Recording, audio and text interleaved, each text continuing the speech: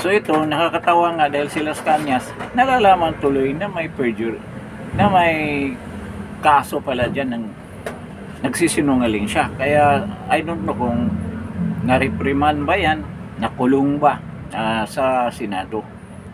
So, itong purpose nila na linabas sila Cañas, the only purpose niyan ay para sisirain si VP Inday Sara, na sisirain kanyang reputasyon. Pero alam na natin kung sino si VP Inday Sara, tayo mga supporter ni VP Inday Sara. Hindi yan mangyari na gagawin ni VP Inday Sara yan. Hindi mangyari na makipag-usap niya ng mga kriminal tulad nila sa Cañas. Dito nga lang, sample lang yung dyan sa DepEd.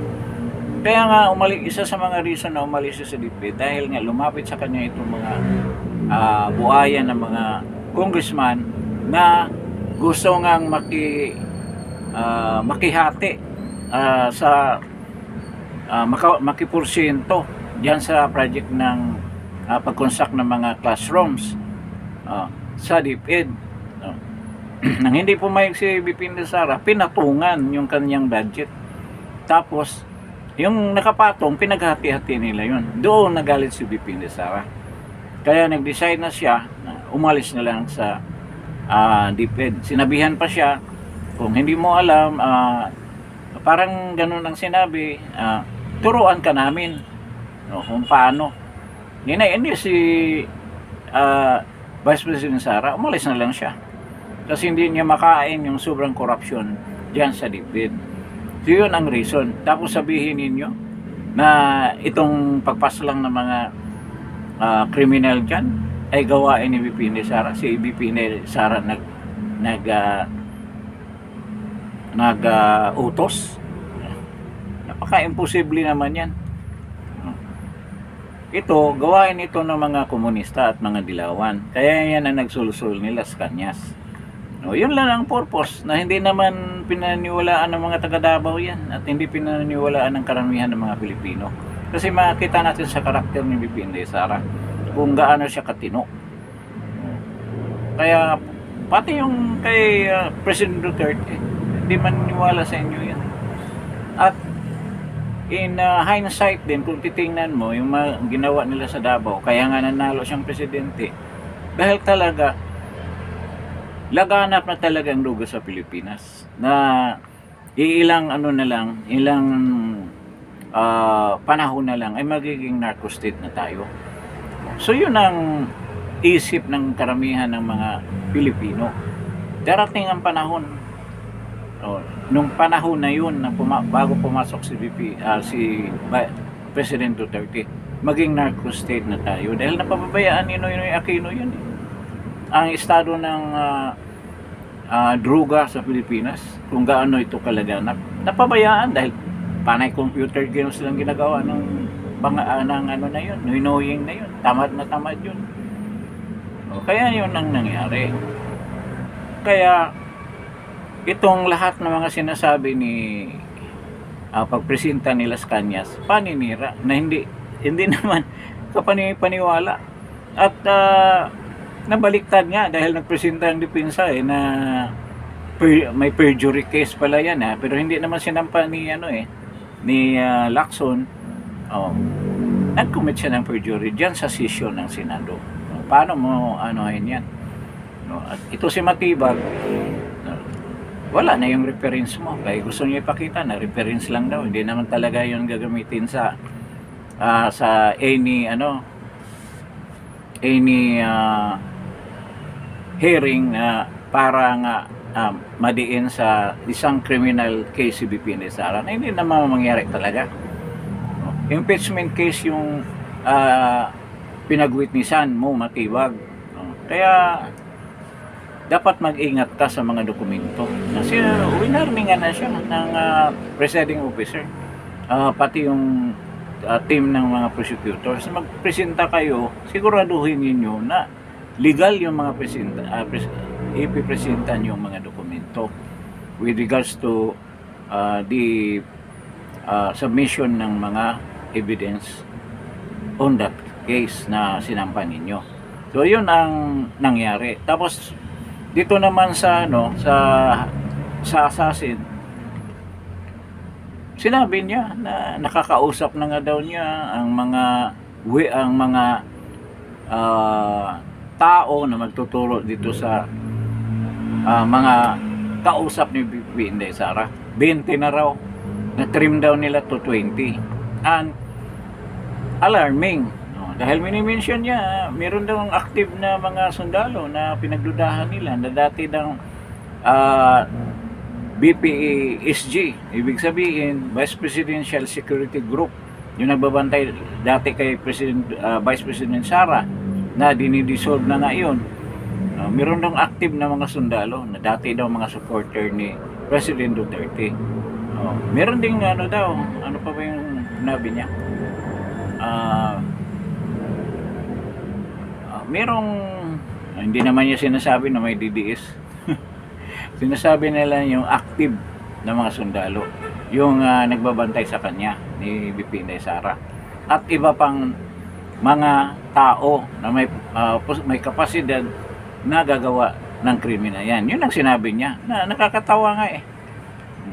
Ngayon, with regards to yung another issue din, yung pinagyayabang niya na kinetic force daw, yung mga dahil sa sinabi ni VP Inday Sara, talagang nag-alburuto. Meron bang sinabi si VP Inday Sara doon na mag-alsa tayo? Na labanan natin ng pamahalaan? Wala naman eh. Anong sabihin na nagre-react yung mga tao dahil sa sinabi ni VP Inday Sara? Walang basihan yon yung sinabi. Kasi sa totoo lang, yung sinasabi mong kinetic force, pag upo pa lang ni BBM, ako mismo alam ko na itong bansa na to hindi talaga mapupunta sa progress or whatever. Alam ko ito pupunta sa hell kung si BBM talaga ang si BBM na magsimula sa kanyang pamumuno na nangyari talaga. In a stretch of 4 years, ano nangyari sa bansa? Talagang lagapak lahat. Kaya mga tao galit na galit sa kanya. Yung iba siguradong kung makikita siya, baka nga madisgrasya pa siya sa sobrang galit ng mga tao. Dahil nakikita naman, bukod sa walang ginawa, tulad ni Noynoy Aquino, ang project niya, yung kasada lang highway, yung skyway lang, yung highway from Naiat going to Di Asiana, papunta ng Okada. Yun lang nagawa ni Noynoy eh, yung flyover dyan. Pero mabuti-buti pa si Noynoy dahil itong presidente natin ngayon na Bangag, sa bagay may build din siya eh. Build better more, na yung mga yung ginawa niya sa Malacanang na ang daming barbed wire, yun ang build niya ni Bangag. So yun ang natin, yung mga sinabi ni Matibag na purely imagination pa pala ang nangyari. At talagang pinilit nila, napapasok yung mga ebidensya nila na wala namang assassin. Sinabi na may assassin, ngayon wala na. Yung nakarang araw, mayroong assassin na nakakausap ng mga agent, pero lumalabas ngayong araw na to na hindi pala itong nakausap nila magturo kung sino yung assassin. Nakita mo na, paikot-ikot yung kwento. Nang tinanong sila ilang porsyento ba na mahuli na natin yung assassin, na malapit na ba tayo o malayo pa, sabi niya from the score of 10, ilan ang sa tingin mo? Sabi niya 6 and 7. At nakataon doon sa gallery, marami nagtatawanan. Kaya nagalit ang si Matibag. So ito, nakikita na talaga natin ang takbo ng takbo dito sa impeachment na to. Pilit talaga nilang sisirain si VP Inday Sara, pero hindi nila magawa eh, dahil napakataas ng trust rating ni VP Inday Sara. It's 57%. Ang kay Bongbong naman negative 59. Paano mo solusyonan yan kung ganyan? Ito nga, with regards to the kinetic force na sinasabi natin, na daw yung pagsasalita ni VP Inday Sara ay naghihikayat ng mga tao na mag-revolusyon na. Sabi ko pa nga, 2022 pa, alam na ng mga tao na masadlak tayo sa ganitong kahirapan. Dahil alam na, kilala ko yung mga Marcos Kilala natin kung anong ginawa nila sa Pilipinas. Kaya, noon pa, marami talaga mga tao na galit sa kanya. Hindi naman nagbabanta, wala namang sinasabi na banta sa social media or whatever way of saying it sa media. Wala namang sinasabi niyan, not until nagsalita si VP Inday Sara. Pero noon pa, marami nang galit talaga sa mga Marcos. Kaya hindi mo masabi na dahil kay VP Inday Sara marami nagagalit. Hindi yan totoo. Ang katotohanan na yan, ang katotohanan yan na talaga mga tao noong pa galit kay BBM. The first term niya, yung unang taon niya, doon na nakikita kung gaano siya irresponsible. Na talagang hindi niya alam paano hawakan ang kanyang posisyon. Puro puro pulburon, hindi na makapag-isip ng diretso. So, yun ang ibig niya sabihin sa kinetic force. Pwede rin sabihin natin, diretsuhan, na yung kinetic force na yun ang magiging mitsa sa people power.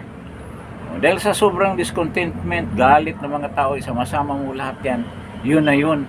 Dahil nga sa kanilang mga maluhang sitwasyon sa pang-ekonomiya. Halos na patay na yung katawan nila sa pagtatrabaho, paghanap ng pera, araw-araw, para matustusan lang yung pagkain ng pamilya. Pagkain lang. Ang pamahalaan, walang ginawa diyan sa pagtaas ng mga bilihin. Ano bang ginawa nila? Magtanong nga tayo.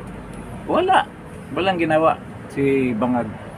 Ang iniisip lang yan kung paano ulit makadinggoy na naman, makanakaw na naman ng pera diyan sa GAA natin. Kaya bantayan natin ngayong 2027 dahil itong budget sa 2027 parang preparasyon na yan sa eleksyon. Malamang sa hindi malamang malamang sa malamang paparakotin yan para mayroong magamit sa eleksyon. Ayaw nila gamitin yung mga una nilang pinagnanakaw na pera. Yung ngayon, dahil bagong budget na yan. So nakikita natin gaano kayaman ng Pilipinas kung maayos sila talaga ang pagdala ng pera. Talagang tulad ng ginawa ni President Duterte. Sabihin naman natin na mayroong mga utang na nagkaroon siya ng utang sa ibang mga mga international credit companies, napupunta naman sa infrastructure na napakandang pangyayari. Pero ngayon wala ka na makita kahit isa. Kahit isa wala kang makita. Isang proyekto na matino, wala. Kaya saan nga dinala ang pera? Yan ang dahilan ng mga tao na galit kay Bangag. Sa totoo lang, sabihin ninyo na national security problem yan kung ano mangyari kay Bangag. Sa tingin ko, walang national security problem yan. Dahil alam na namin kung sinong ipalit namin dyan, kung anong mangyari sa kanya. Na hindi naman kailangan na may assassination sa kanya. Natural cause lang. Dahil nga, ang dami niyang bisyo Pwede one of these days talagang matatapos na yung kontrata niya kay Satanas. Dahil nakakontrata naman siya, magsawa ni Satanas sa kanya, bibitawan siya. So ano mangyari? Mawawala na siya sa mundo. At yan, sigurado kung mangyari yan, sobrang saya ng mga taong Pilipino. So ano ibig sabihin?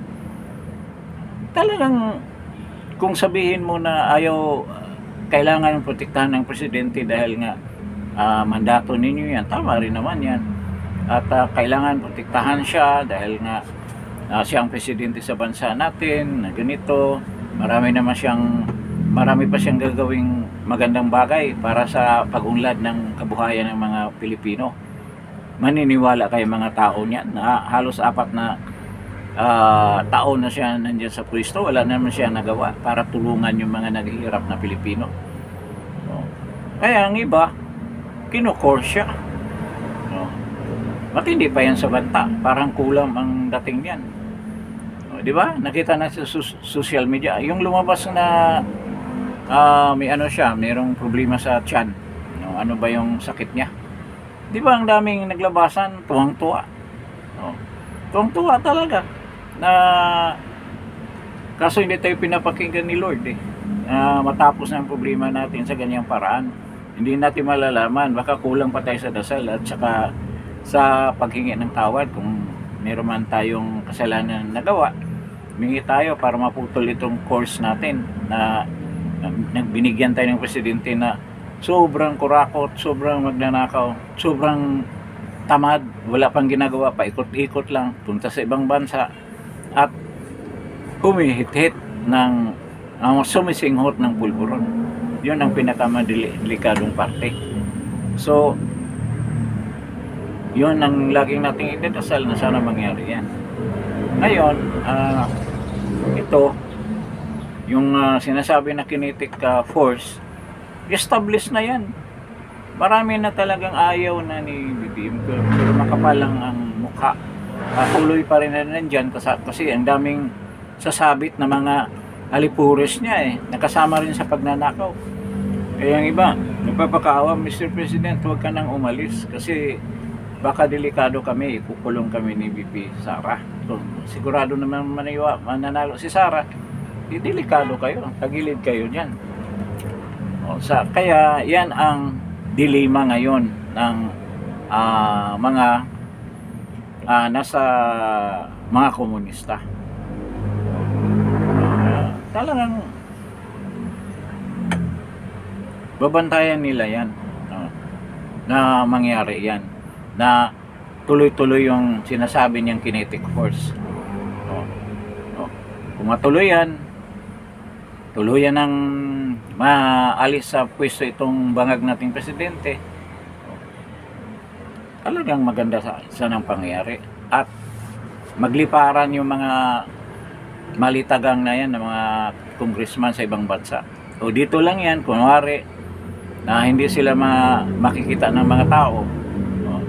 Tulad ng ginawa ng mga senador. Supposed to be yung pag-issue, pag-permit na buksan yung tax record tsaka yung tawag nito yung bank record, tax record tsaka bank record. Di ba yun, labag sa batas. Yung nagdesisyon na yun, nagkaroon sila talaga ng butuhan. Hindi naman butuhan na yung nagkoko sila. Doon lumabas na yung mga maraming senator na nasa majority talaga, hindi sila nabawasan, sila lahat ay bumoto for no. Na hindi tayo papayag na hindi buksan. Pero hindi in-announce yung pangalan nila dahil takot sila sa backlash galing sa mga tao. Pero alam naman natin, didiretsyohin natin yung lahat nasa yung Judas 30 na yan. Lahat na yan, hindi natin ibuto talaga kung anumang eleksyon ang maganap ngayon sa ating bansa. Hindi na natin sila ibuto. Kailangan hindi na sila makaapak sa Senado by next term pagdating ni VP Inday Sara. Yun ang tandaan natin. Kasi maraming hindi nila binulgar ang buto nila dahil sa takot. May takot pala sila eh. Na malaman ng mga tao na bumoto sila in favor of opening the tax record and bank record of VP Inday Sara. Kaya nga nabubuksan yan. Yan? Impeachment charge number 1. Number 4 kasi yung inuna.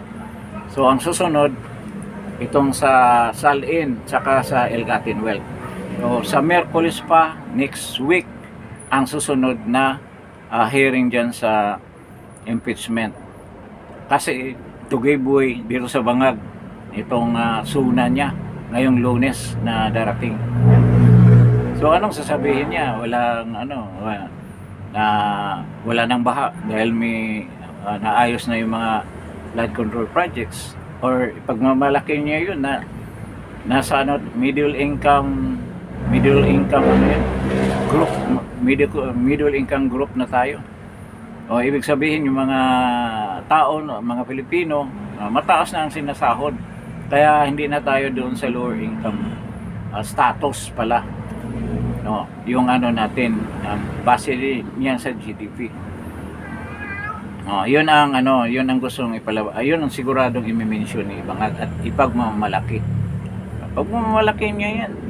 Sigurado yan ngayong Lunes sa kanyang State of the Nation address na wala namang ginagawa. Wala namang ano bang State of the Nation, sobrang kahirapan, ang taas ng presyo ng mga bilihin. Ang mga tao hirap na hirap. Makahanap lang ng pagkain sa isang araw. Yung mga nasa blighted areas, nasa mga slum areas na walang mga trabaho, walang ibang choice kung hindi mga lakal na lang, or kung hindi talaga kaya, mga lakal na lang, maghanap na lang mga bote, bakal para lang maibenta at maibili ng bigas na napaka-prohibitive na ng presyo, napakataas na ng presyo. So balik tayo sa topic natin, yung yung mga sinasabi ni Melvin Matibag na mga assassin ay figment of the imagination of Melvin Matibag. Ano lang yan, parang ginaganap pa, pinaplano pa kung paano gagawin na may magkaroon ng witness. So yan ang mangyayari. So bantayan natin yan na hindi yan mangyayari. At magbigay kaagad tayo ng ating komento or ating opinion at pigilan natin sila sa mga kabalastugang gawin nila. So hanggang dito na lang tayo sa podcast na to, sa episode na ito. Maraming salamat sa pagdalo ninyo dito sa Justin Talk News Feeds. But before leaving this channel, kindly press like, share, and subscribe to this video. Maraming salamat. Importante na mag-subscribe din kayo para anytime I have a new podcast, you will be notified. So press that notification bell. So maraming salamat sa inyo at good evening. Ingat-ingat lang at God bless.